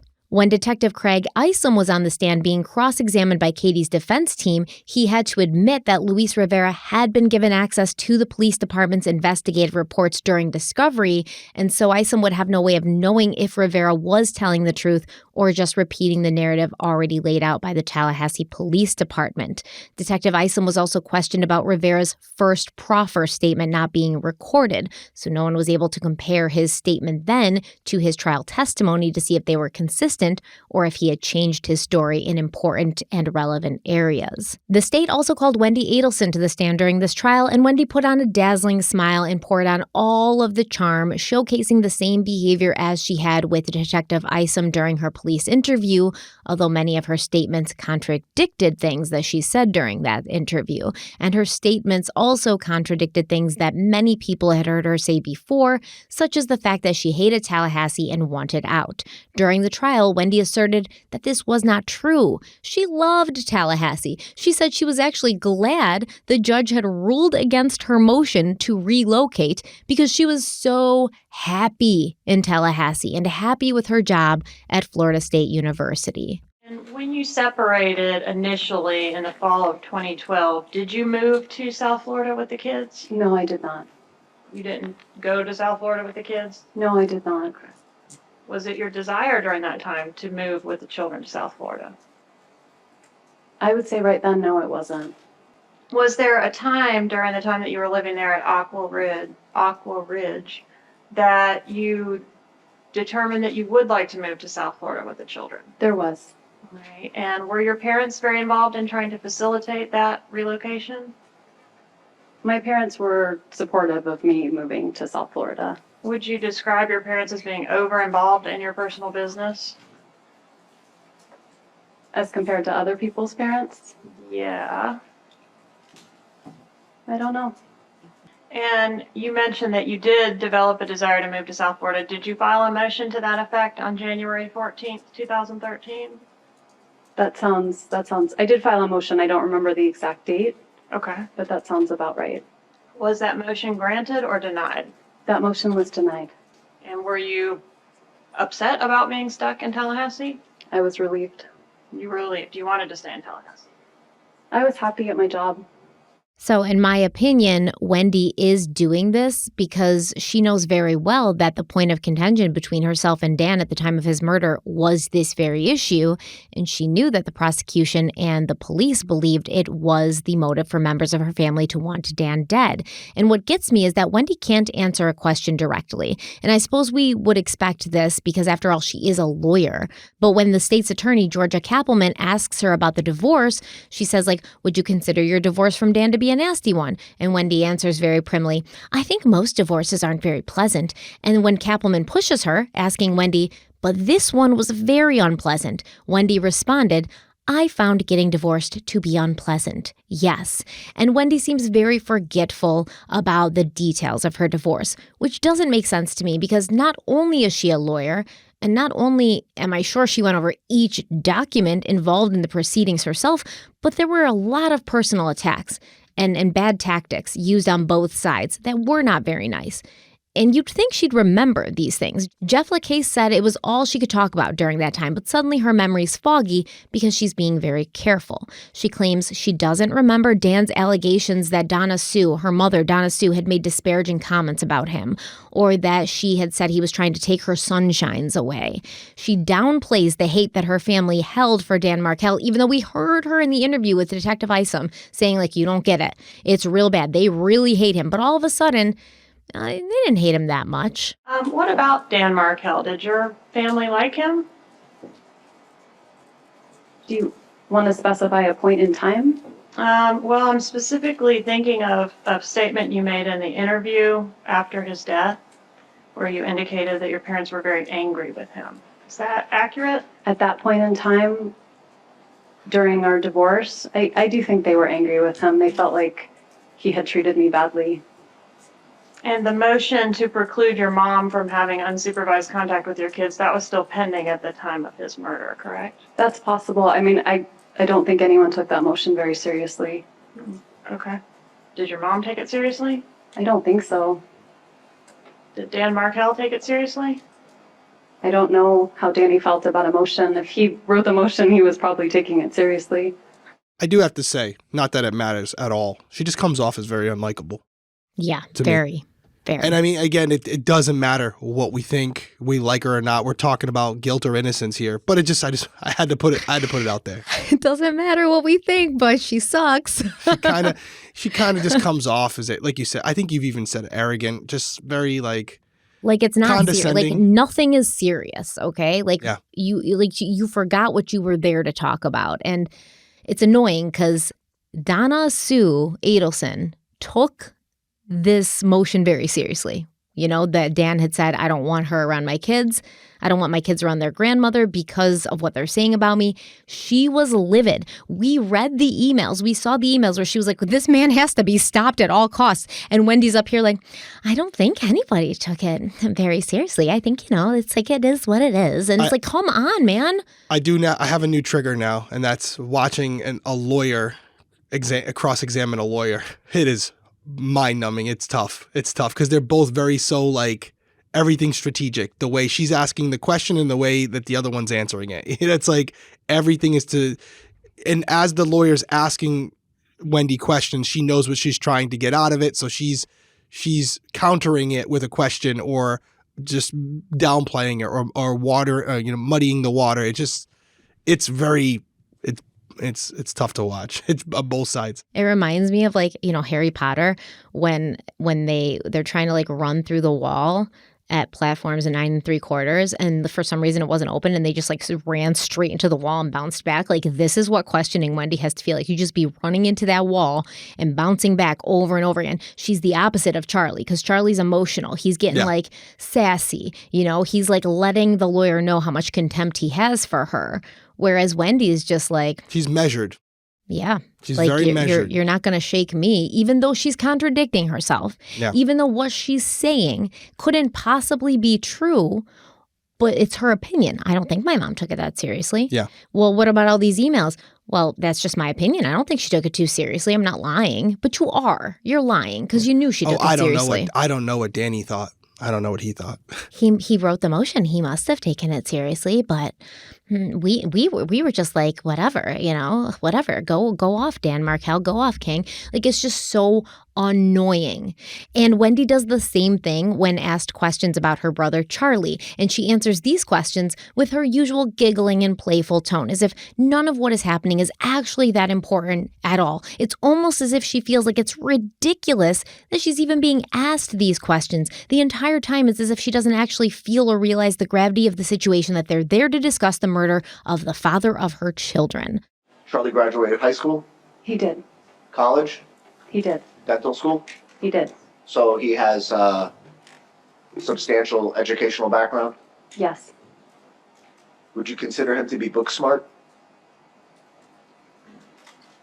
He did very well in his classes. So that would eventually be yes. What about street smart? Do you think he was kind of street smart? I think he's good with people. And would it be fair to say that he has a wide range of friends? Different types of friends? He has a lot of friends.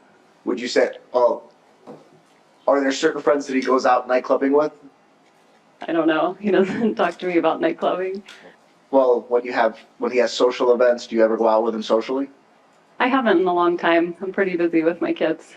But I have once or twice gone out with him. So your single brother is a pretty handsome guy, right? I think he's handsome. Right. We've seen his pictures. Good looking guy. Never been married, right? No. And what kind of car does he have? For a while, what does he have? What is he driving right now? Well, he likes cars. He has a lot of cars, right? And these aren't like Hondas or Toyotas. They're Mercedeses and Ferraris, right? He drove an unmarked police car for a while. But that wasn't my question. My question was, did he ever have a Mercedes? I think so, yeah. Okay, and it wasn't like a C300. It was like a 5 Series, right? I honestly don't know anything about cars. Well, it was the bigger Mercedes, right? It was big. It was the bigger one. And he also had a Ferrari, right? I know he had one really fancy car, but I don't remember what brand it was. So you're telling this jury that you don't remember if your brother had a Ferrari? Cars are really not important to me. You saw mine. I drove a minivan. Well, but you're not your brother, right? I am not my brother. No, I knew he had a fancy car. I just don't remember if it was a Porsche or if it was a Ferrari. It was something fancy. Something kind of fancy, Yeah. right? Okay. I'm not gonna beat a dead horse here. She just comes off as unlikable. Maybe it's just her. You know, there's people that are really nice my friends, there's people that I work with in television that I'll remain nameless, that people are like, oh, I can't stand that person. And they're super nice in person, but in real life. But yeah, it just happens. I'm sure you get that about me sometimes, where people are like, wow, Derek really is just the worst on Crime Weekly. And you have to defend me. And I'm sure you defend me adamantly every time it happens. Of course I do.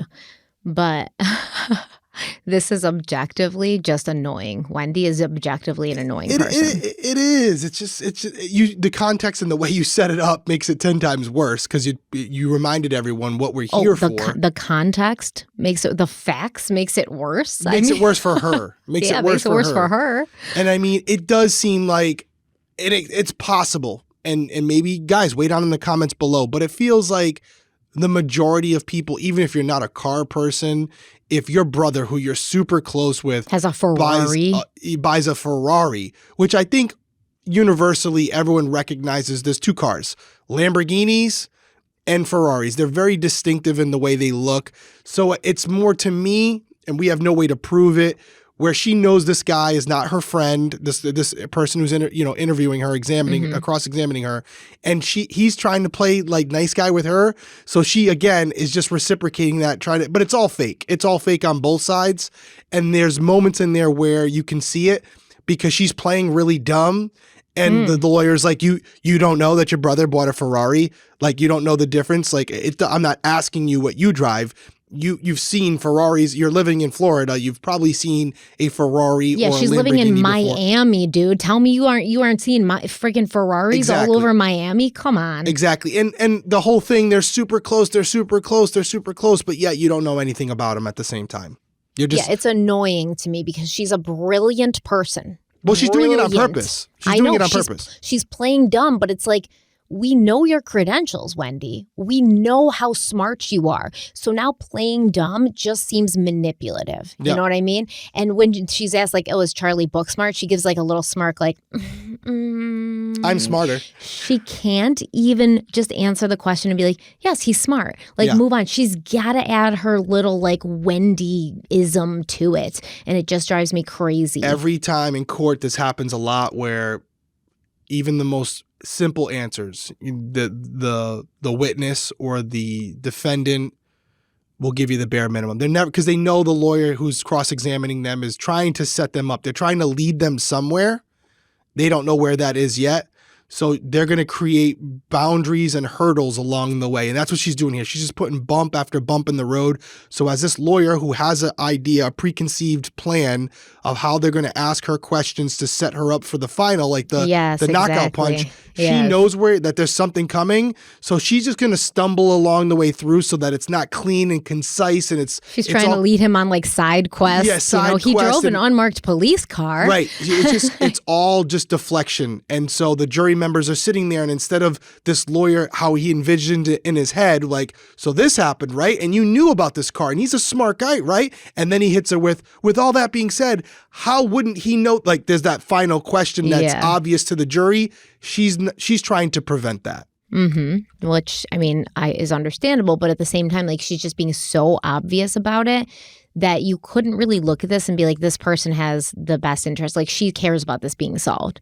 You know, she's not trying to help. And listen, I only want to play one more clip because it's literally hilarious.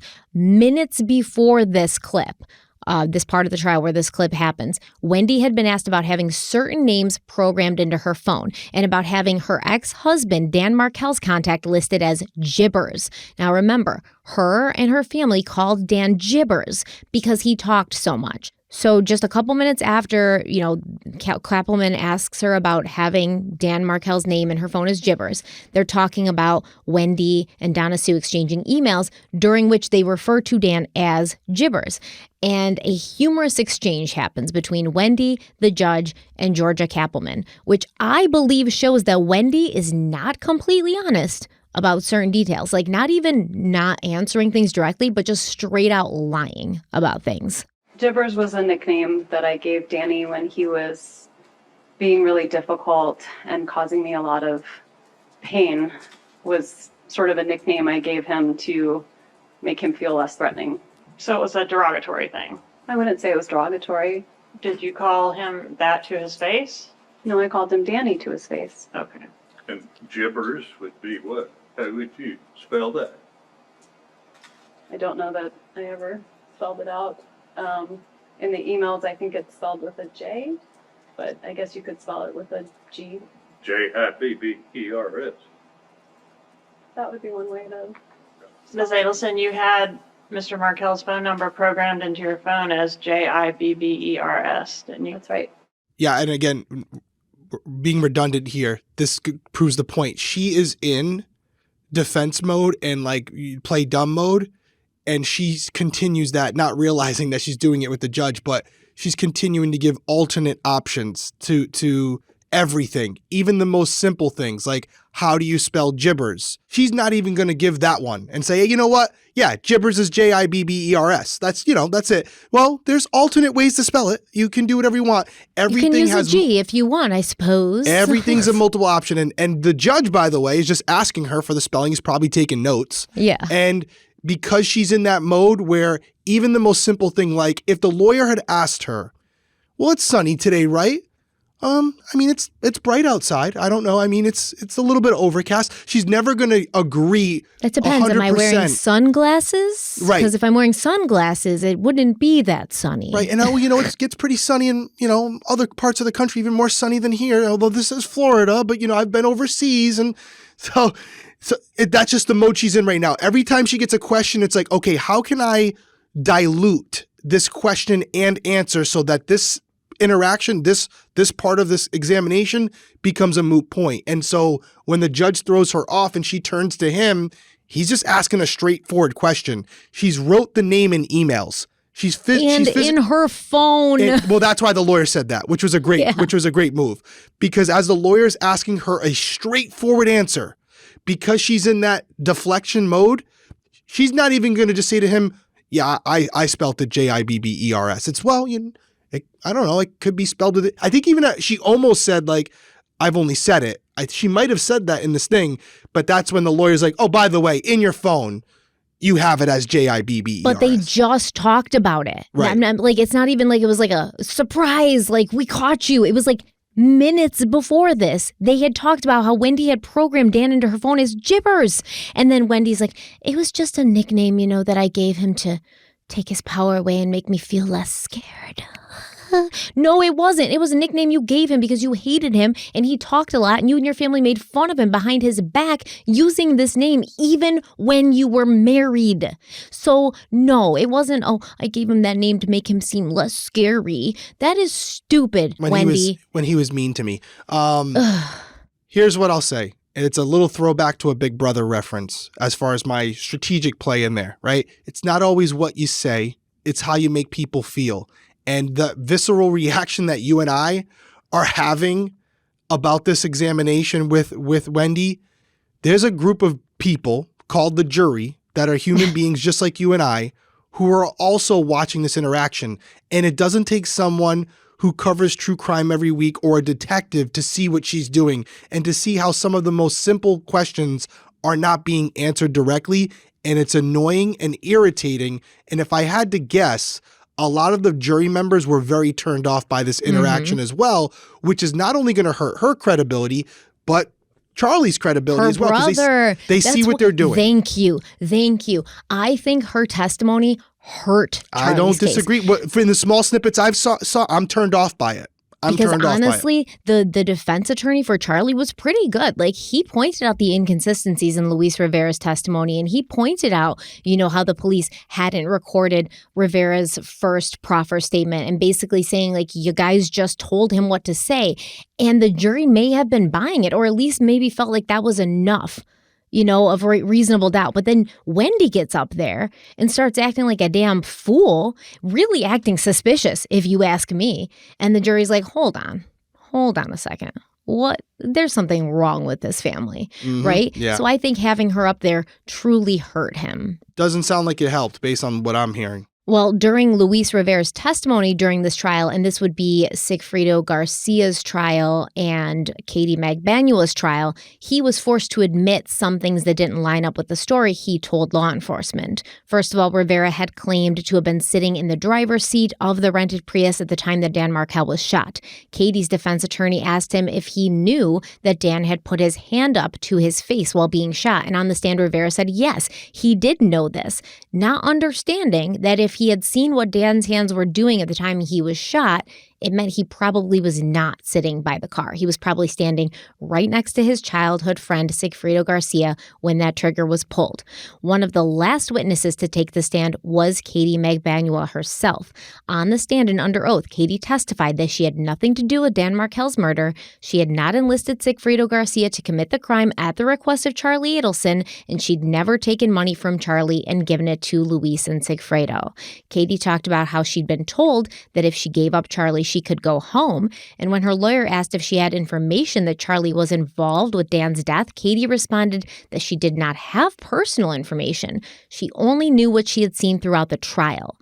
Her lawyer asked Katie if, based on what she had seen, did she think Charlie was involved with Dan's death? And Katie replied, yes. So she really does not give a shit about Charlie. She's not trying to protect Charlie. She literally is just trying to protect herself and Sigfrido. And if she could have, during that first trial, come out and just told the truth about everything, it would have meant Sigfrido was arrested and going to prison, but it also would have meant Charlie would probably be implicated. But we also have to understand here that Katie knows very well what Charlie's power and influence is in the area. And she's probably going to think like, these rich people, these freaking rich white people always be getting off for these crimes.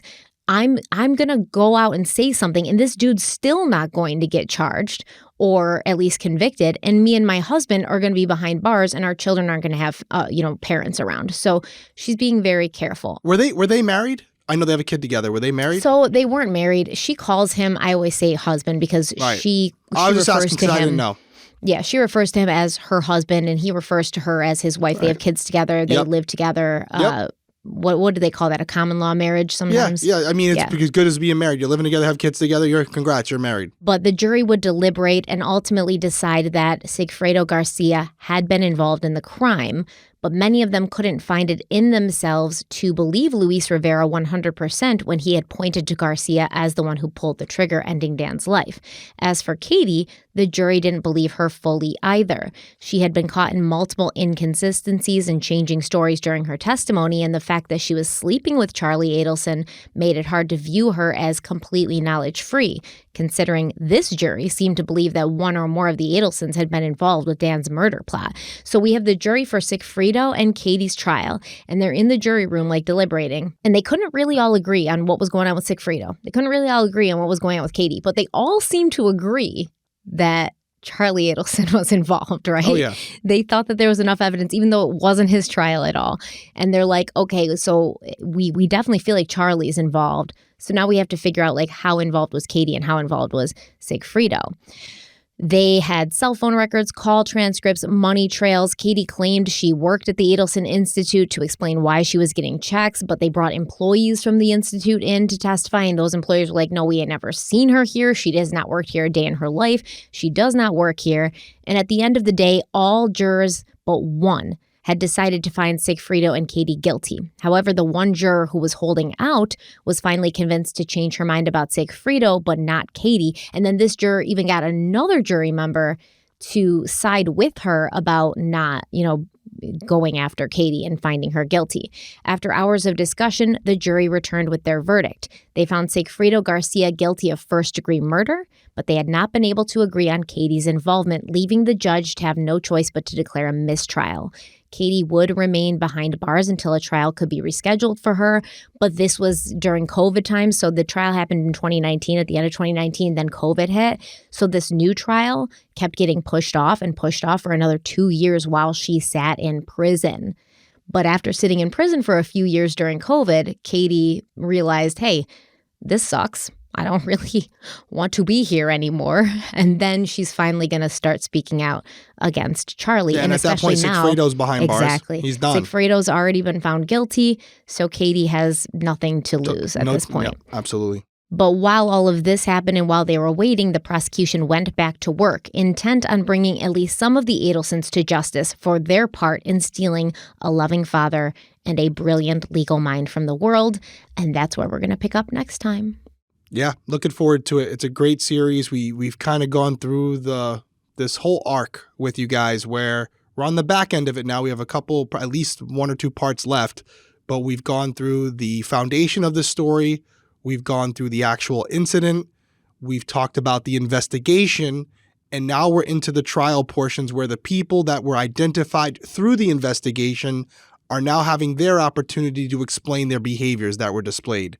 And at this point, so far, I think we can all agree they're not doing a very good job. And so we'll keep rolling with it. There's still a lot more to the story. And Stephanie was telling me before we started that there's even newer things that have come out that I might not be familiar with. I got 2 more parts for you. I'm going to wrap it up. It'll be 8 parts. This is 6. We have 7 and 8. I'll fit everything in there one way or the other. But yeah. And I appreciate everyone and all the positive feedback so far on this series. It's been very well received. And a lot of you are not going ahead. You may know the case, but you're not going ahead and diving into the details and allowing us to go through that with you. So really enjoying the series for what it is, and to get that complete picture. And we're gonna by the end of part 8, we're gonna wrap this up, and we're gonna have a conclusion to most of this story. And I just want to reiterate, because we haven't talked about it a ton, except for the beginning. We're talking a lot about the offenders in this case, but let's keep in mind what happened here. We lost a guy who, by all accounts, was a brilliant man, and most importantly, a great father. And there are 2 children that are affected by this, regardless of where you lie on this case. So it's entertaining to go through this investigation with you, but it's a little demoralizing to think about why we're here, because we shouldn't be. Yeah, it sucks, but I mean, at least we know that the people who were responsible are going down one by one behind bars. One by one, so knocking them out. Taking them out. As my uncle always says, 1 by 1 is good fishing. Absolutely. And I love that this whole group of people who think they're smarter than the officials investigating it, how quickly they change their tune when they start to get identified and start turning on each other, and the cannibalization begins. It's great to watch. I love it. Yep. Is cannibalization a word? Yeah, I think so. It sounded great. Cannibalism occurs. It might be cannibalism. Cannibalization, I believe, is completely inaccurate word. Probably not used a lot, but if it isn't a word, it should be. We should ask Wendy. She's so smart. We'll ask. Well said. Guys, as always, we appreciate you being here. If you haven't already and you like what we're doing here, consider subscribing. You can subscribe right down below. Just click that subscription button, turn your bell notification on. And if you're living under a rock, we never do this, but if you're living under a rock, Stephanie actually has a YouTube channel. I don't know if you know this, Stephanie Arlo. So if you're not already subscribed to her channel, go over there, check it out, subscribe to hers. You may or may not know of her. She happens to have a few subscribers over there. It's a little thing she does on a weekly basis. So yeah. you may have heard of it once or twice. A side quest. It's a little side hustle she's got going on. Yeah. And I also have a channel as well. It's Derek Lavasser. I do the podcast Detective Perspective over there. That's all I really have on that channel, but it is under my name. Go subscribe to that as well. We do different stuff on those channels. So we got plenty of content for you. If you have time during the week, we got plenty of options for you. That's going to do it for us. Everyone stay safe out there. We will see you next week. Bye.